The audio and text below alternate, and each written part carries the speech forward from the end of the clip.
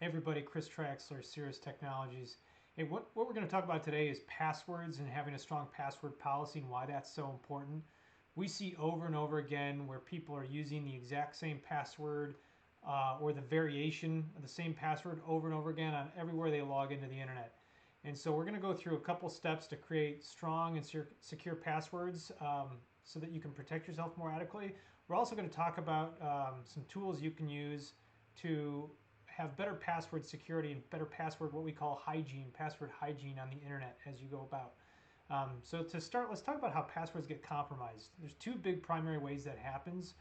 One is you'll see the major breaches that we've seen throughout the years, like the LinkedIn breach, eBay, and other places where lots and lots of passwords get compromised and by a hacker on a big website, and then those get stolen and sold on the dark web.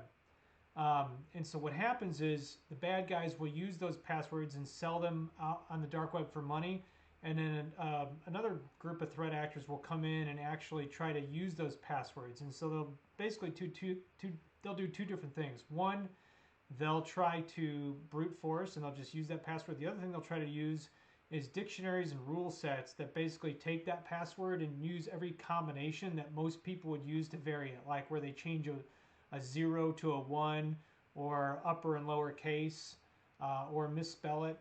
And they'll basically go on to, Microsoft 365, Gmail, your banking, and they'll basically use those and brute force them and try to gain access that way. The other major way that passwords are compromised is through phishing attacks. And the way a phishing attack works is if I'm a bad guy, it's very easy for me to create a website that looks just like a legitimate service. So let's say it's Gmail, and I send out an email that makes it look like it's a real email from Google saying, hey, you need to log in to authenticate or something else. And so you click on that link and you go and it looks just like Google's website. Well, you go in and key in your credentials and try to log in.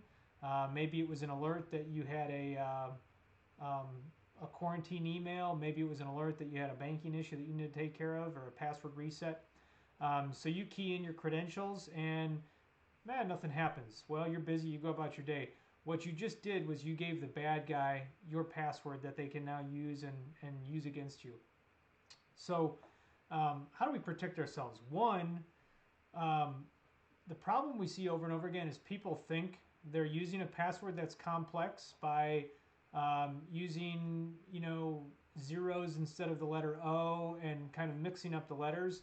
And the problem is a password that looks complex to us really isn't complex when it comes to computers. And the reason is it's very easy for computers to crack those because we can use dictionaries and rule sets to basically go in and try variations. And so the key is a real strong password isn't necessarily something that we think is complex. It's got to be complex in the terms of length and how many upper and lower case letters are used. And to be honest, the best passwords are actually phrases. And a phrase where you've got 15, 20 characters is very difficult to crack because the length of the password, but it's also very easy for you to remember. So how do we protect ourselves? Well, you don't want, the primary rule is to never use the same password more than once. Well, how do you do that? And if you have so many sites, the easiest way to do that is through a password manager. And we recommend a tool called LastPass, but there's others. There's Passly, there's 1Password. Even Apple, has the Apple keychain. Google Chrome will store passwords for you, although we don't necessarily recommend that. But the bottom line is use a password manager. And the cool thing about a password manager is that it'll store your password for you so you don't have to remember it, and it'll also pre-fill it when you go to that website. And so basically you create one master password that's very long and complex, and then that's the only password you really need to remember. All the other passwords are going to be stored in the password manager. And the cool thing is you can use a password generator in the password manager. And that's what we do. That's what I do.